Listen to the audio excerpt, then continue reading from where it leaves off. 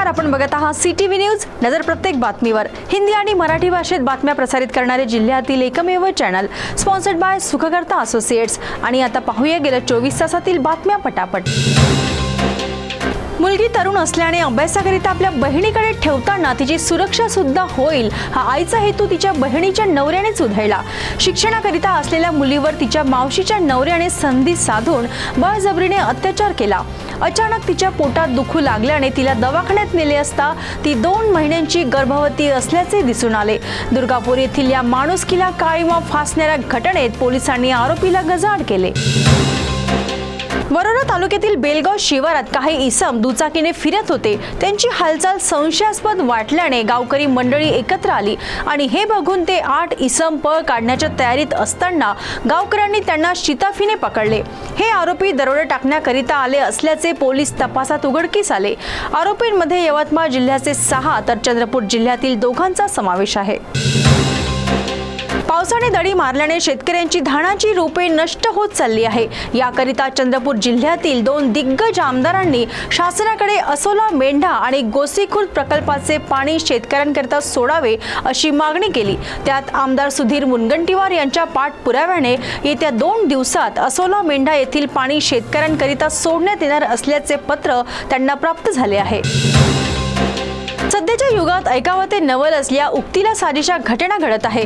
नागपूरमध्ये आपल्या प्रेयसीला नवीन दुचाकी वाहनांवर बसण्याचा शौक असल्यामुळे प्रेमीने चक्क दुचाकी वाहने चोरणे सुरू केले. महागड्या दुचाकी वाहनांवर त्याच्या प्रेयसीला फिरवायची जिद्द अखेरीस त्याला पोलीस कोठडीत घेऊन गेली. आर्थिक परिस्थिती नसल्याने महागड्या दुचाकी वाहन घेऊ शकत नाही म्हणून हा मार्ग अवलंबल्याचे प्रेमीने कबूल केले.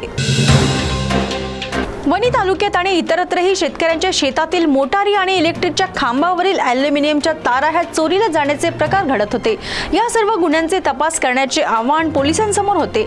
अशातच पोलिसांना गुप्त माहिती मिळाली आणि त्यांनी 2 आरोपी आणि 1 विधी संघर्ष बालक यांना ताब्यात घेतले.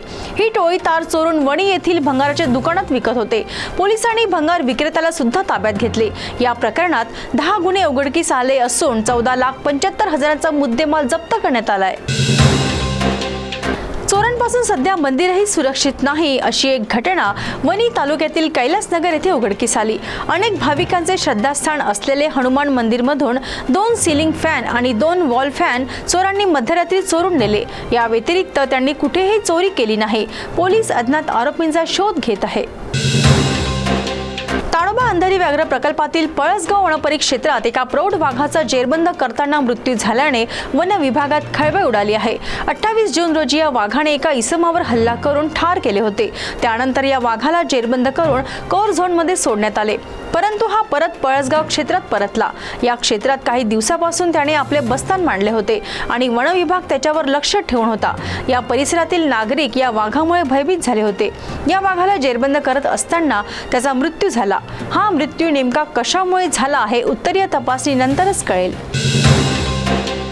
7 जुलैपासून कंत्राटी कामगार महानगरपालिकेसमोर आंदोलन करत होते. अखेरीस त्यांच्या आंदोलनाला यश आले असून खासदार प्रतिभा धानोरकर यांच्या मध्यस्थीमुळे त्यांना 2 महिन्यांचे थकीत वेतन मिळण्याची आशा निर्माण झाली आहे. सफाई कामगारांच्या या आंदोलनाला खासदार प्रतिभा धानोरकर यांनी आक्रमक भूमिका घेत आयुक्तांची भेट घेतली आणि येत्या 24 तासात त्यांचे 2 महिन्याचे थकीत वेतन देण्याचे ठोस आश्वासन मिळवून घेतले.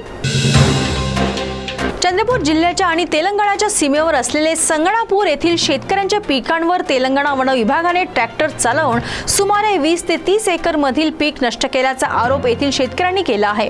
त्यांच्या म्हणण्यानुसार वन विभाग येथे वृक्षारोपण करणार असल्याचे वन विभागाने स्पष्ट केले आहे, परंतु इथली सीमाच अजून निर्धारित झाली नसल्याने तेलंगणाच्या वन विभागाने जाणीवपूर्वक शेतकऱ्यांचे पीक नष्ट केल्याचा गंभीर आरोप त्यांच्यावर करण्यात आला आहे.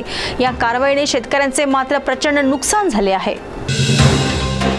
तर या होत्या आजच्या पटापट बातम्या. लवकरच भेटूया पुन्हा काही नव्या बातम्यांसह.